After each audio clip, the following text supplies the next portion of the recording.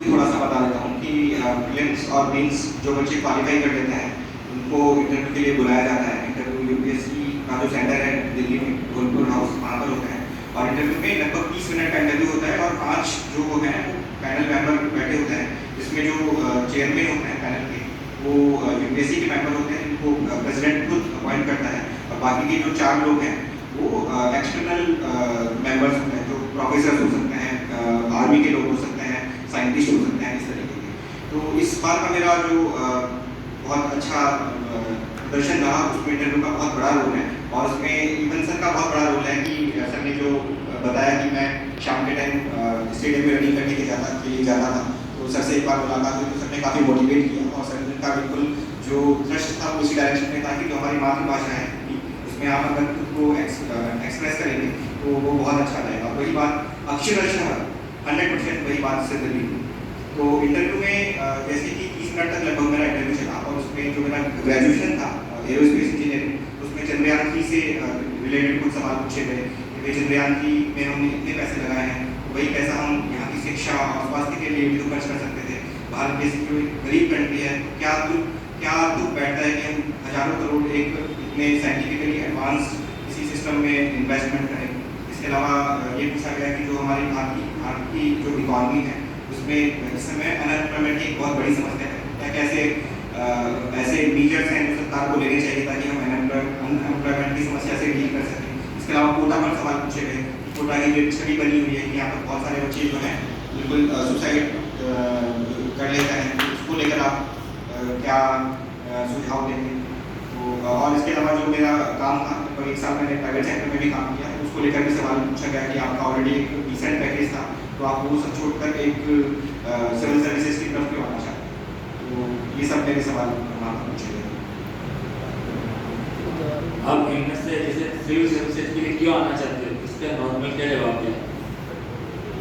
इसमें देखिए आप कोई सा भी जब जॉब देखते हैं तो आप उसमें से क्या क्या चीज़ें देखते हैं, क्या क्या कैरेक्टर्स हो सकता है। पहली बात उसमें एक अच्छा पेमेंट होना चाहिए, उसमें जॉब सिक्योरिटी होनी चाहिए। तीसरा कि जो भी हम काम कर रहे हैं केवल पैसे के लिए कोई व्यक्ति काम नहीं करता, उसका एक मेन पर्पज होना चाहिए। तो ऐसा जॉब कि जिसका एक सोशल इंटरफेस भी हो, आप जो काम कर रहे हैं उससे गरीबों को फायदा भी पहुँचे। अगर आप अपने काम करने के द्वारा एक ऐसी सरकारी जॉब हो जिसमें आपका काम ही ये हो कि आपको जो समाज का गरीब तबका है उसको ऊपर लेकर उससे बेहतर कोई जॉब हो सकती है।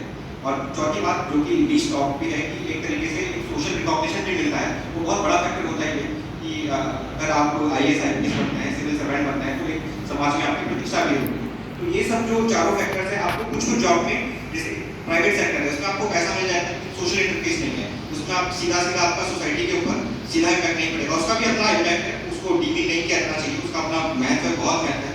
लेकिन जितना डायरेक्ट इम्पैक्ट आप सिविल सर्वेंट बनकर समाज के जो बिल्कुल पिछड़ा तबका है उसके लिए कार्य कर सकते हैं, तो उतना प्राइवेट सेक्टर पॉसिबल नहीं होगा। इसके अलावा जॉब सिक्योरिटी है तो इसमें बिल्कुल आप कॉन्स्टिट्यूशनली प्रोटेक्टेड होते हैं। आर्टिकल 311 जो हमारे कॉन्स्टिट्यूशन का है उसके द्वारा ये जो सर्विसेज हैं वो प्रोटेक्टेड होती हैं।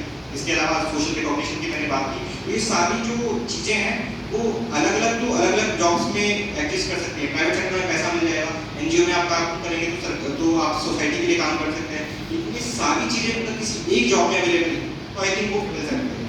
तो मेरा भी यही रीजनिंग थी कि जो सिविल सर्विसेज है मुझे लगता है कि one of the best jobs in इतनी लाइन से मैंने जवाब दिया सर। एक और प्रश्न है बच्चों का कि मीडियम जैसे हिंदी मीडियम से लेते हैं तो हिंदी मीडियम में लिटरेचर मैटर कुछ कम है, ऐसा इनका मानना है। तो अपन ने क्या है कि रिटर्न पेपर तो इंग्लिश में दिया था, इंटरव्यू हिंदी में दिया था, तो अब ये इनके दिमाग में ये है कि हम तो हिंदी में देंगे सर, क्योंकि BSc भी हिंदी में किए तो वही सब रहेगा। तो उसका देखिए ये जो का जो प्रश्न है बहुत ही रिलेवेंट प्रश्न है और बहुत ही फंडामेंटल प्रश्न है। आज के लगभग आप मानिए कि 8-10 साल पहले तक ये वाली बात बिल्कुल सही थी कि जो मटीरियल है, पढ़ने का मटीरियल है वो इंग्लिश में अवेलेबल है, हिंदी में अवेलेबल नहीं है। अगर अवेलेबल भी है तो जो इंग्लिश है उसी का ट्रांसलेट किया गया है और वो जो ट्रांसलेट अनुवाद भी है वो बहुत ही पुअर अनुवाद है, अच्छा अनुवाद नहीं है। लेकिन अब ऐसा कुछ भी नहीं है, ऐसा कुछ भी आप बिल्कुल मान के चलिए, अभी बिल्कुल समान तल पर उपस्थित है। और अगर आप प्रोपोर्शन देखेंगे कि कौन से बच्चे हिंदी से तैयारी करके सेलेक्ट हो रहे हैं और कितने बच्चे इंग्लिश से तैयारी करके सेलेक्ट हो रहे हैं, तो अगर आप उनका प्रोपोर्शन निकालेंगे, परसेंटेज ऑफ बच्चे कितने हिंदी के बच्चे परसेंटेज टर्म्स में सेलेक्ट हो रहे हैं और कितने इंग्लिश के परसेंटेज टर्म्स में सेलेक्ट हो रहे हैं, तो उसमें कोई भी डिफरेंस ऐसा बाकी नहीं है। जैसे मैं बोलूँगा कि अगर मुझे ये मौका दिया जाए, अगर मैं खुद से पूछूँ, मुझे ये मौका दिया जाए कि मैं वापस से जीएस का पेपर अपना हिंदी में लिख सकता हूँ, तो मैं तो हिंदी से लिख, मुझे कोई ऐसा इशू नहीं। हालांकि इंग्लिश में भी इसने अच्छा काम किया, बट अगर आप हिंदी में ज़्यादा कंफर्टेबल, जिस भी लैंग्वेज में आप कंफर्टेबल हैं उसमें आप बिल्कुल तैयारी कीजिए। ऐसा यूपीएससी अपनी तरफ से कोई भी डिस्क्रिमिनेट नहीं करती है कि भाई ये किसी बच्चा है तो इसको ऊपर मार्क्स देना है, वो केवल आपका कंटेंट देखती है। अगर आपका कंटेंट आप अच्छा लिख रहे हैं तो इंग्लिश में अच्छा कंटेंट लिख रहे हैं तो इंग्लिश में मार्क्स मिलेंगे, हिंदी में अच्छा कंटेंट लिख रहे हैं तो हिंदी में अच्छा मार्क्स मिलेंगे।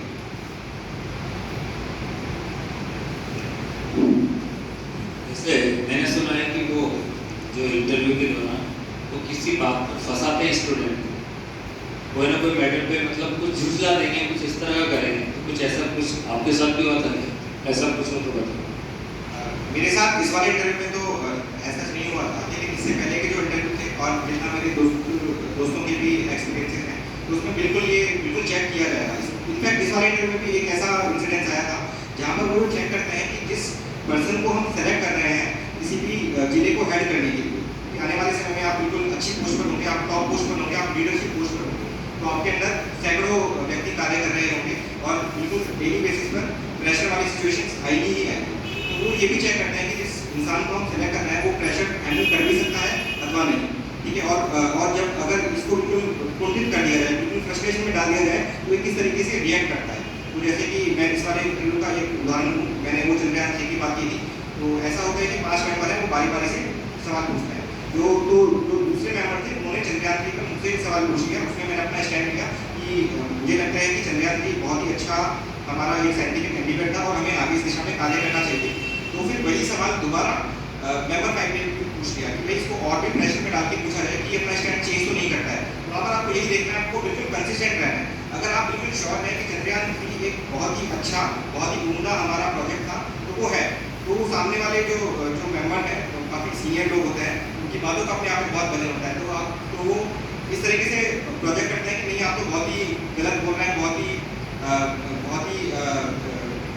बहुत प्रेशराइज आप सिचुएशन में आ गए हैं और आपका सिलेक्शन नहीं होगा, बिल्कुल मुंह सा बना लेते हैं। तो वहाँ पर आपको प्रेशर में नहीं आना होता है, बिल्कुल आपका काम एंड कंपोजर बिल्कुल मेंटेन करके रखना होता है। तो ये सब चीज़ें, इसके अलावा कई अन्य विद्यार्थी जो मेरे दोस्त हैं उनके साथ में भी ऐसा होता है कि वो बिल्कुल इंटेलेक्चुअल इंटीग्रिटी चेक करते हैं कि अपना स्टैंड आप बार बार चेंज तो नहीं कर रहे हैं, उनको गुस्सा दिलाने की कोशिश किया जाता है, कई बार क्वेश्चन पूछे जाते हैं। तो वहाँ पर वही है कि आप अपना बिल्कुल काम और कंपोजर आपको बिल्कुल मेंटेन करके रखना है। तो आपको ये विश्वास रखना है कि अगर आप बहुत मेहनत करके यहाँ पर पहुँचे हैं तो आपके अंदर वो काबिलियत है। एक दो क्वेश्चन और है कि जैसे जब इंटरव्यू के लिए जब एंट्री करते हैं गेट, तो मतलब कहते हैं कि बस मतलब टाई वाई पहन के कुछ इस तरह जाना चाहिए और ड्रेस भी बिल्कुल नॉर्मल होनी चाहिए, और या फिर वहाँ पे उनके कहने के बाद चेयर पे बैठना है या अपने आप बैठ जाना है, मेरा एक कमेंट से बोलना है, या फिर जैसे गुड मॉर्निंग है तो गुड मॉर्निंग बोलना है या नमस्कार बोलना है। कई बातें बच्चों के मन में प्रश्न होते हैं, नॉर्मली रहते हैं। तो ऐसे में तुम लोगों ने आपने कैसे किया था, क्या था सिचुएशन, तो उसके बारे में थोड़ा बताओ। देखिए, जो इंटरव्यू होता है वो यूपीएससी के जो ऑफिस है धौलपुर हाउस में दिल्ली में, वहीं पे होता है और लगभग छोटा सा ही कमरा होता है, बहुत बड़ा कमरा नहीं होता है। और सामने सेमी सर्कुलर जो है अर्धवृत्ताकार शेप में 5 मेंबर्स बैठे होते हैं और जो काम करने वाले हैं वो आपका गेट खोलकर आपको बताते हैं कि आपको अंदर जाना होता है, आपको अंदर जाना है। तो आप जैसे ही अंदर जाते हैं तो आप बिल्कुल अभिवादन करते हैं। सबसे पहले जो चेयरमैन सर हैं वो आपको पहले अभिवादन करना होता है। उसके बाद जो मेंबर्स हैं उनको बारी बारी से गुड मॉर्निंग, गुड आफ्टरनून, जिस तरीके की सिचुएशन वो सब बोलना होता है। उसके बाद वो जनरली बोल देते हैं कि आप वो ही उधर से ही अनुमति आती है कि आप वहाँ पर बैठिए, वहाँ पर आप बिल्कुल कंफर्टेबल हो जाते हैं। उसके बाद वो थोड़ा सा उनका फॉर्मल प्रोसीजर भी होता है कि वो थोड़ा सा एक्सप्लेन करते हैं कि ये केवल एक आपका पर्सनैलिटी टेस्ट है, इसमें हम ज्ञान का आपका टेस्ट नहीं कर रहे हैं, आप बिल्कुल निश्चित रहिए। वो लोग भी अपनी तरफ से कोशिश करते हैं कि आपको बिल्कुल एट ईज फील करवा सकें ताकि आप किसी भी फालतू की किसी एंग्जाइटी में ना रहें। तो इस तरीके से वहाँ पर होता है। लेकिन ये केवल ऐसा है कि ये हमेशा सत्य भी नहीं है, केवल 80% केसेस में सत्य है। कई बार ऐसा भी होता है कि वो बिल्कुल आपका जो प्रेजेंस ऑफ माइंड है उसको चेक करने के लिए जैसे आपने गेट खोला आपको सीधा आपके ऊपर क्वेश्चन पे फेंक के मार सकते हैं। तो ऐसा भी कुछ सिचुएशन में होता है, क्योंकि इंटरव्यू जाने से पहले एक बैग भरना होता है, डिटेल एप्लीकेशन फॉर्म, उसमें आपकी सारी की सारी इन्फॉर्मेशन लिखी हुई होती है कि आपके पास ग्रेजुएशन किया है, कहाँ से स्कूलिंग किया है, आपकी क्या हॉबीज़ हैं और आपकी सर्विस प्रेफरेंस क्या है, तो उनको पता लग जाता है कि ये जो बच्चा है इसको हमें इस वाले पैरामीटर पर टेस्ट करना है। तो जैसे कि बच्चा है उनको पता लग गया कि इसको हमें बिल्कुल प्रेशर पे डालकर इसका टेस्ट करना है, तो वो कई बार आपको बैठने का भी मौका नहीं देंगे और पहले से आपसे एक प्रश्न पूछने लग जाएंगे। तो वैसा भी होता है, बट 80% केसेस में ऐसा है कि बिल्कुल आपको ईज फील करवाएंगे, आपको अननेसेसरी ऐसा कुछ एंग्जाइटी फील नहीं करवाएंगे और बिल्कुल शांत से ये सब कुछ चलेगा। और कुछ भी तुम्हारे तरफ से मैंने कर लिए इतने सारे क्वेश्चन पे, ये बच्चे भी बोल ही नहीं रहे, थोड़ा आपको भी बोलना पड़ेगा, क्योंकि इंटरव्यू में तो बोलना पड़ेगा ना, कल आपको फेस करना पड़ेगा। और कोई मन में प्रश्न? देखो, हो सकता है आप में से कोई कल सिविल सर्विसेज की तैयारी करेगा, एक बार सफलता मिल जाएगी ना आपको, तो आप आगे बढ़ोगे। आपको लगेगा यार सेकंड के टीचर आपके लिए बहुत बड़ी चीज़ है, और फिर आपको लगेगा जब आपके किसी साथी का सिविल सर्विसेज में उजागर रहेगा, मुझे भी करना चाहिए, तभी सारी चीज़ें अपने काम आएंगी, क्योंकि अपन प्रैक्टिकली बात कर रहे हैं। देखो, अपन यूट्यूब पे देखें तो बहुत इंटरव्यू मिल जाएंगे, तो यहाँ हम बात प्रैक्टिकली कर रहे हैं। आज ऑनलाइन कोर्स से दुनिया में सेकेंडरी की बहुत अवेलेबल है, लेकिन आप मेरे से पढ़ रहे हो तो अलग बात आ रही है ना, फील आ रहा है एक अलग, आई कॉन्टेक्ट हो रहा है, मैं बोल रहा हूँ, तो वही चीज़ें यहाँ बिल्कुल उसी तरह आपको यहाँ फील आना चाहिए। तो ऑनलाइन भी कोर्स अवेलेबल है, यूट्यूब पे भी चाहे वो मिलेगा, लेकिन आप फिर भी ऑनलाइन होते हुए आप पढ़ रहे हो ना मेरे से, इसलिए तो पढ़ रहे हो। तो और कुछ अब लास्ट बात पूछ रहा हूँ, फिर कल मेरे से को सब ये पूछना भूल गए तो फिर मैं फोन करके नहीं पूछूंगा, पहले बता देता हूँ।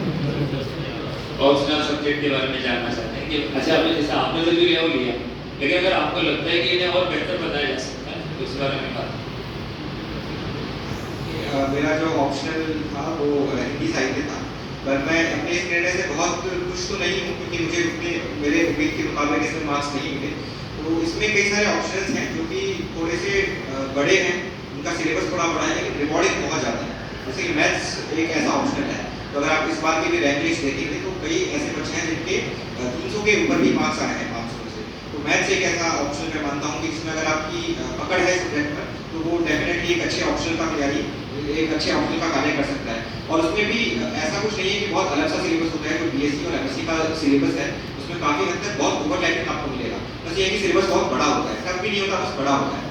इसके अलावा कई अन्य ऑप्शनल भी हैं जो कि बहुत अच्छे परफॉर्मिंग रहे हैं इंसान, जैसे कि जो पॉलिटिकल साइंस है वो एक अच्छा ऑप्शन है माना जा सकता है, सोशियोलॉजी अच्छा ऑप्शन है, एंथ्रोपोलॉजी अपना अच्छा ऑप्शन है। तो इसमें यही है कि देखिए आपका नेचुरल एप्टीट्यूड, नेचुरल इंटरेस्ट किस सब्जेक्ट में लाई करता है और वो उस ऑप्शन में मार्क्स आ रहे हैं। अगर ये दोनों चीज़ें कन्वर्ट हो जाती है तो वो एक अच्छा ऑप्शन किसी भी विद्यार्थी के लिए माना जाएगा। जैसे अभी आप लोग मैथ पढ़ रहे हो, 10th 11th 12th से लेकर PhD तक की 10 किताबें अपने चल रही है, पढ़ रहे हैं, तो अगर आप सिलेबस उठा के देखेंगे तो 80% IAS का ये सिलेबस है, 70-80% IAS का BSc वाले सिलेबस, MSc की 2-3 बुक्स और आती है, बाकी ये सिलेबस। तो अपन जो पढ़ रहे हैं इतना अच्छा पढ़ रहे हैं तो हम इसे भी ऑप्शनल कर सकते हैं। मुझे याद है आज से 3-4 साल पहले मैंने अखबार में पढ़ा था, इसकी फर्स्ट रैंक आई थी और वो कोटा में रेजोनेंस से पढ़ा हुआ था, उसकी फर्स्ट रैंक IIT के बाद फर्स्ट रैंक IAS, उसका ऑप्शनल क्या था मैथ्स, तो वो भी लिया जा सकता है। और बाकी थे पॉलिटिकल साइंस, सोशियोलॉजी। तो मेरे ख्याल से आज की अपने इस मोटिवेशनल प्रोग्राम को विराम देने की इसमें आ गए हैं। तो और एनी मोर क्वेश्चन किसी को? नो? सेटिस्फाई? तो एक बार फिर हमारे दिव्यांशी पाल के लिए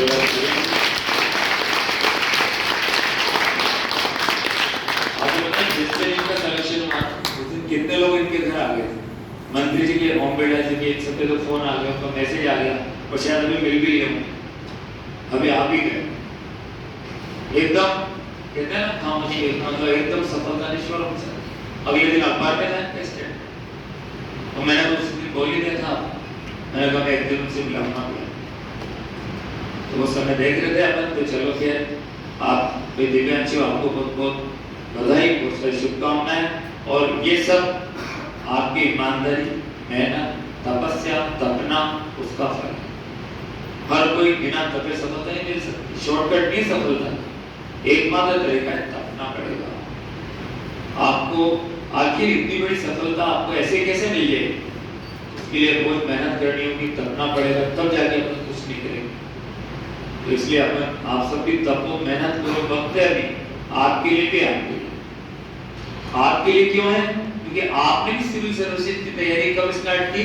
जब आपके एमटेक कंप्लीट हो, यानी कि आप भी बीसीएमएससी में हो, तो तब भी आपने तैयारी हो गए। और इनके लिए तो अभी बहुत सारा होगा, अगर भी से सोच लें तो पता नहीं कहाँ पहुंच जाएंगे।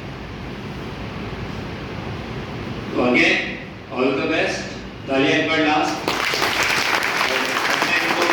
विदा करके आते हैं क्योंकि क्लास ले 1 घंटे की क्लास रहेगी अपनी, remaining part of the open set, close set.